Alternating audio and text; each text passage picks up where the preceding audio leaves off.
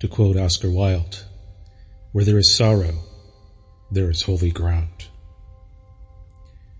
Tonight on the Wicked Webs We Weave podcast, we explore the story of the Irish laborers and the New Basin Canal, the mass grave and unforgotten cemeteries. I am your host, Ryan Mckern. Thank you again for joining me in the Wicked Webs We Weave podcast. In 1830, American businessmen in New Orleans decided to build a shipping canal from Lake Pontchartrain to the American sector of the city to compete with the established Carondelet Canal in the French section. Construction of New Basin Canal began in 1832, with the workforce consisting almost entirely of Irish immigrants, newly arrived and desperate for jobs. These were the men who would work for the least amount of pay. The work has been backbreaking, the hours long, and because of Canal's path through the swamp, yellow fever, cholera, malaria, and other diseases were rampant among the laborers. The pay was $1 a day. By the time the canal was finished 6 years later, between 8,000 and 20,000 Irish immigrants had died in the effort. The exact figure will never be known because no records were kept, but some have estimated the toll may have been as high as 30,000.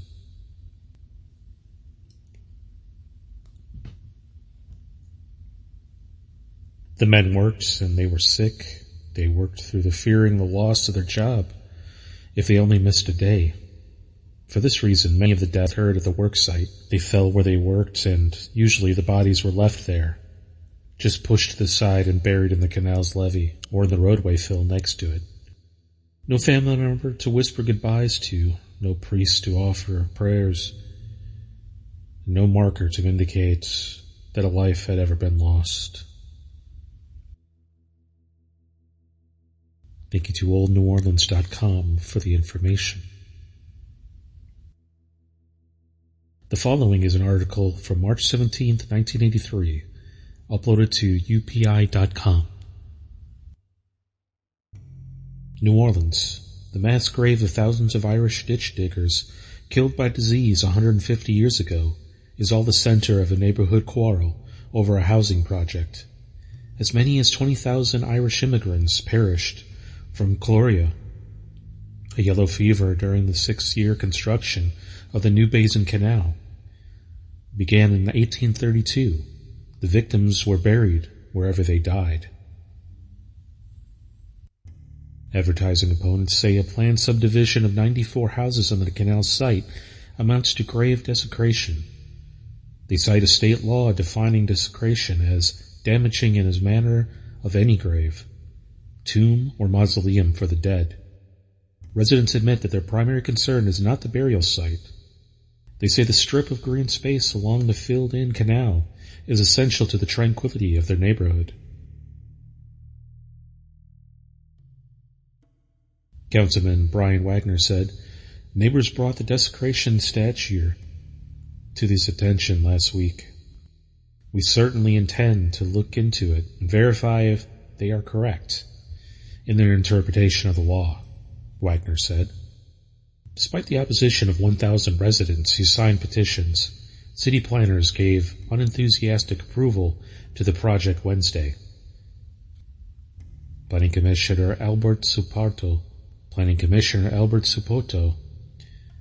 said he lacked authority to oppose it.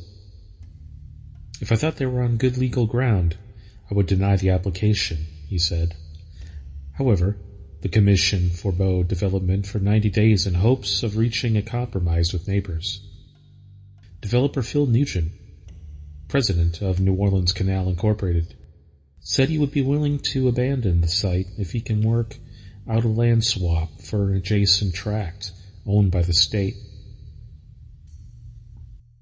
"I think the state is agreeable to a swap," he said. The immigrant Irishman who'd hacked through swampland with picks and shovels, who paid $1 a day for their labor. Wives were paid 50 cents for a half-day's work, considered too dangerous for slaves who were sold for $500 to $1,500 each. The settlers hoped the canal would source and secure the independence for the Creoles, the descendants of France and Spain who dominated New Orleans. Culture and economy for a century, the canal opened shipping access to the American sector of the uptown side of Canal Street. Borges laden with melons and other produce traveled the canal for more than a century before it was filled by the state in 1949.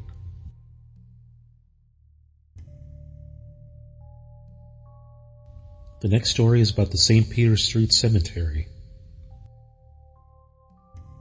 The St. Peter Street Cemetery served as the city of New Orleans' primary burial ground through most of the colonial era, from 1724 and possibly earlier, up until 1789, when it was officially replaced by St. Louis Cemetery No. 1. It still appears to have occasionally been used into the 1790s, particularly when flooding made it difficult to access the new cemetery. The St. Peter Street burial ground was utilized by all segments of New Orleans and all societies in the colonial era, or at least by anyone who is baptized as Catholic, including early European settlers. Native-born, Native Americans, free people of color. Those who were enslaved were also buried at St. Peter's site, including those of both African and Native American descent. A disproportionate number of the people whose remains have been recovered archaeology during the two efforts to date appear to be of African descent, and at least some of them show signs of mixed Native American ancestry. At this point, there is no way of knowing if this is because the cemetery was spatially segregated or if it was due to some other factor. It is also likely at least some of the individuals were enslaved in life, something that may have been indicated by pathologies suggestive of shackling on one individual's ankle, healed parrot fractures produced by the forearm is used to ward off blows, and osteological signs of heavy physical labor and dietary stress.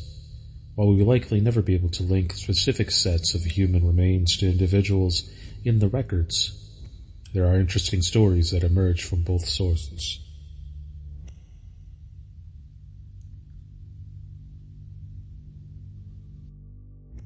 I'd like to thank you again for joining me in the wicked webs we weave.